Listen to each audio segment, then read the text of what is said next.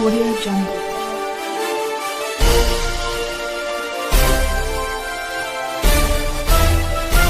Audio Jungle.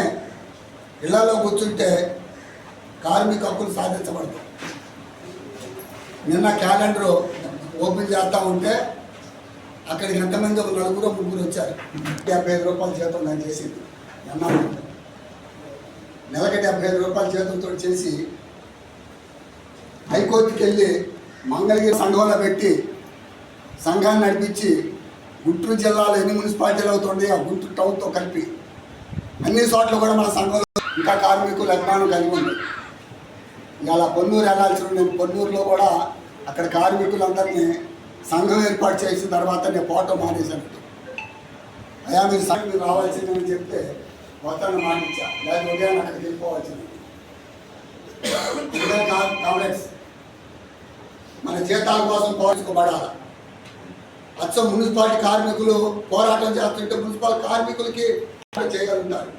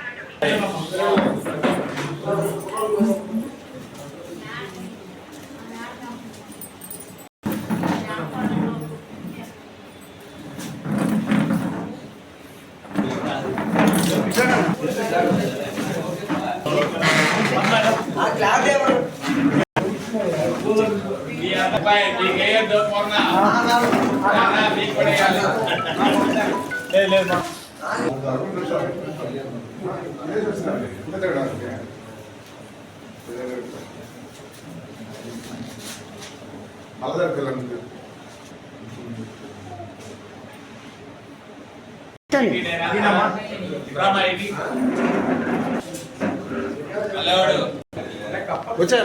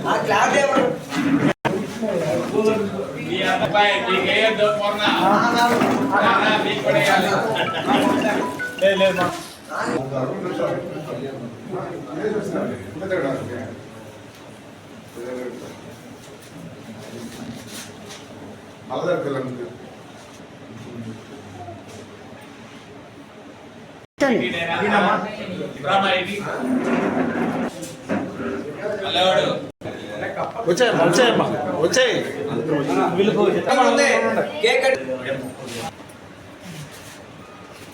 25లోకి అడుగుపెట్టాం.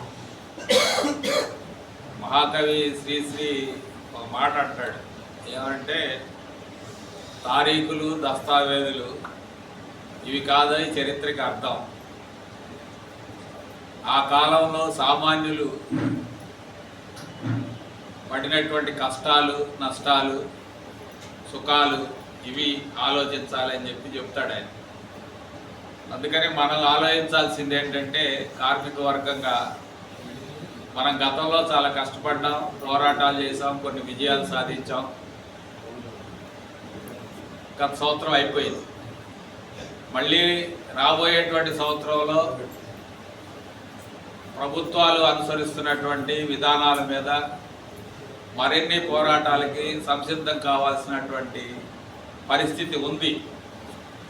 అది రాష్ట్రంలో ఉన్నటువంటి కూటమి ప్రభుత్వం వల్ల కానీ, కేంద్రంలో ఉన్నటువంటి ఎన్డీఏ ప్రభుత్వం వల్ల కానీ కార్మికుల సమస్యలు పరిష్కారం కావు అనేది స్పష్టమవుతుంది. ఇప్పటికే 7 నెలల దగ్గర ఎన్నికలు అవుతున్నాయి. ఈ 7 నెలల కాలం కనుక పాలనా విధానాన్ని పరిశీలిస్తే కార్మికుల సమస్యలు పరిష్కారం కావు అనేది స్పష్టం అవుతుంది. కాబట్టి కార్మికుల సమస్యలు పరిష్కారం కానప్పుడు కార్మిక వర్గానికి ఉన్నటువంటి ఆయుధం ఏంటి? ఏం ఆయుధం ఉంది కార్మిక వర్గం దగ్గర? ఓట్లేసి గెలిపించాం, అయిపోయింది, ఆయుధం పని అయిపోయింది. ఇప్పుడు ఏం ఆయుధం ఉంది మన దగ్గర? గట్టిగా చెప్పట్లా, పోరాటం అనే ఆయుధం ఉంది మన దగ్గర. ఆ ఆయుధాన్ని ఉపయోగించాల్సినటువంటి పరిస్థితులు రేపు 2025లో వస్తాయి. దానికి అందరం కూడా సంసిద్ధులు కావాల్సిన అవసరం ఉంది. మున్సిపల్ కార్మికులు ఒక మంచి సాంప్రదాయాన్ని అందరూ ఐక్యంగా ఉండి నూతన సంవత్సరంలో కార్మికులందరికీ ఒక మంచి జరగాలి, దానికి సహకరించిన నాయకత్వానికి కూడా ధన్యవాదాలు తెలియజేయాలనే ఒక మంచి దృక్పథంతో ఈరోజు ఈ కార్యక్రమాన్ని ఏర్పాటు చేసిన మీ అందరికీ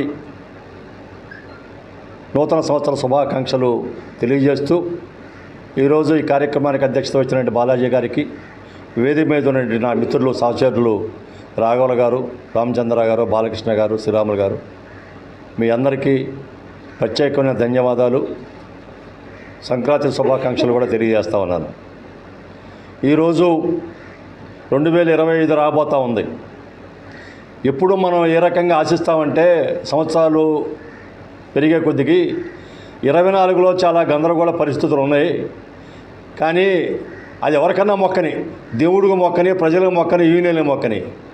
అయ్యా 2025 సంవత్సరంలో గతంలో మేము మళ్ళీ కష్టాలు లేకుండా 25వ సంవత్సరాన్ని ఒక మంచిగా మా అందరి బతుకులు శుభ్రంగా ఉండేటట్టుగా, మా పిల్లల బతుకులు శుభ్రంగా ఉండేటట్టుగా, మా పిల్లలందరూ చక్కగా ఉండేటట్టుగా ఉండాలయ్యా అని ఎవరిని ప్రార్థించినా, ఎవరిని అడిగినా ఎదురు చూస్తాం 2025కి. అదొక సాంప్రదాయం. ఎందుకంటే ఏదో గత రోజుల్లో మనకు అన్ని ఇబ్బందికరంగా ఉన్నాయేనో, మన కుటుంబాలు కానీ, పిల్లలు కానీ, వైద్యాలు కానీ ఇవన్నీ ఏదో రకంగా ఇబ్బంది పడ్డామని, రాబోయే రోజులలో మంచి రోజులు వస్తాయేమో. మానవుడు చాలా ఆశాజీవి, ఆశ లేకపోతే అసలు బతికలేదు అనుకోండి, ఆశాజీవి. కానీ 2024 కన్నా 2025 మనకు మెరుగ్గా ఉండాలి, ఉంటే మన బతుకులు బాగుపడతాయి అనేటువంటి ఒక మంచి అభిప్రాయంతో ఈ చివరి రోజులు డిసెంబర్ నెల 2 రోజుల ముందు నుంచి ఏదో మానసికంగా మనకే మన మనసులోనే అది మెలుగుతూ ఉంటుంది. అది మంచి ఆలోచనే. కానీ కార్మికులు ఒక సంస్థ దగ్గర లేకపోతే ఒక ఉద్యోగానో ఒక ఎంప్లాయీగానో మనం పనిచేస్తూ ఉంటాం. ఈ పని చేసేటప్పుడు మనకి మన బతుకులు బాగుపడాలన్నా, మన పిల్లల బతుకులు బాగుపడాలన్నా మన ఆధారపడేది యాజమాన్యాల మీద. మన బతుకులు మనలో జనరల్ ప్రజానికం ఏదో వ్యాపారాలు చేసుకునే వాళ్ళు, లేకపోతే ఇంకొక రకంగా ఉండేటువంటి వాళ్ళు, ఒక రకమైన ప్రజానికం వేరు.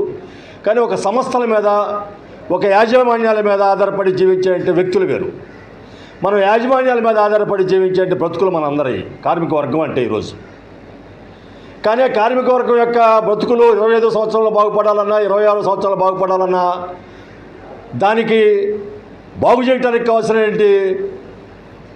అధికార వర్గం చేతిలో ఉంటుంది. అదొక వర్గం. అధికారం అనేది పాలకులు వాళ్ళ చేతుల్లో ఉంటుంది. పాలకుల చేతుల్లో ఉంది కదా అధికారం. వాళ్ళందరూ మనకు చేసి పెడతారు, చక్కగా ఇంటి దగ్గర కూర్చుందాం అని చెప్పి అనుకుంటే మీరందరూ ఈరోజు ఈ వేతనాలు కూడా తీసుకునేవాళ్ళు కాదు. అవసరం కదా అది. మనందరం అబ్బా తెలుగుదేశం వచ్చింది, అదంతా వైసీపీ వచ్చింది అనేది కాదు.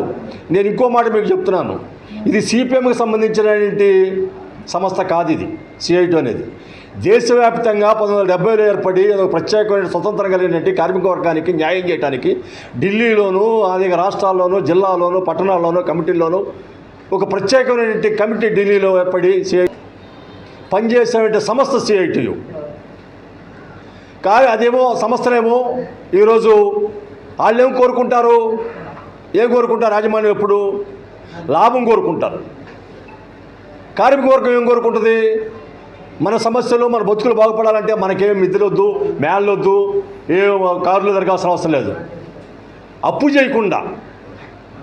చేయకుండా మన జీవితాన్ని కొనసాగిస్తే చాలు అనుకునే మనస్తత్వం కలిగేటటువంటి మనం అప్పు చేయకుండా